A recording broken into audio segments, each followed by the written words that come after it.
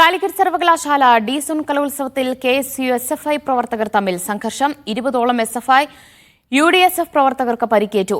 UDSF പ്രവർത്തകരുടെ മർദ്ദനത്തിൽ ഗുരുതരമായി പരിക്കേറ്റ Keralavarma college unit secretary Ashish Thrissur medical കോളേജിൽ ചികിത്സയിലാണ്. തൃശൂർ മാള ഹോളിഗ്രസ് കോളേജിൽ നടന്ന കലോത്സവത്തിന്റെ സംഘാടനത്തെ ചൊല്ലിയുള്ള തർക്കമാണ് സംഘർഷത്തിൽ കലാശിച്ചത്.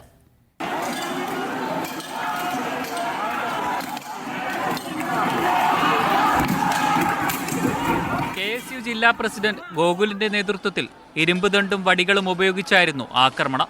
ആക്രമണത്തിൽ SFI Keralavarma college unit secretary ആശിഷിനാണ് തലയ്ക്ക് ഗുരുതരമായി പരിക്കേറ്റത്. ആശിഷ് തൃശൂർ മെഡിക്കൽ കോളേജിൽ അത്യാഹിത വിഭാഗത്തിൽ ചികിത്സയിൽ കഴിയുകയാണ്. സംഘാടനത്തിലെ പിഴവ് ചൂണ്ടിക്കാട്ടിയതിനായിരുന്നു KSU ആക്രമണമെന്നാണ് SFIയുടെ ആരോപണം. ഈ സംഘാടക സമിതിക്കും നടപ്പ് ബന്ധപ്പെട്ട് വലിയ ആരോപണങ്ങൾ ഉന്നയിക്കുന്ന നിലയുണ്ടായി. ഇതിലൊക്കെ ബന്ധപ്പെട്ട് ഉണ്ടായ പ്രയാസം മൂലം KSU വളരെ ആസൂത്രണമായി അവിടുത്തെ വിദ്യാർത്ഥികളെ മർദ്ദിക്കുന്ന നിലയാണ് ഉണ്ടായിട്ടുള്ളത്. എന്നാൽ SFI ആണ് സംഘർഷത്തിന് തുടക്കമിട്ടതെന്നാണ് KSU ആരോപിക്കുന്നത്. കലോത്സവം തകർക്കാൻ രാവിലെ മുതൽ SFI ശ്രമിക്കുകയായിരുന്നു.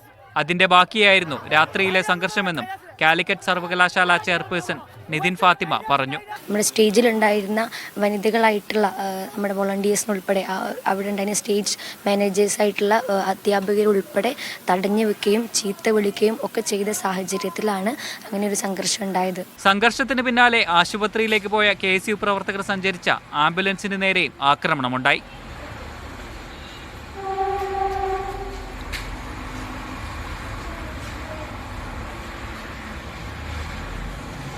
എന്നാൽ ആരോപണം നിഷേധിച്ച് SFI രംഗത്തെത്തി.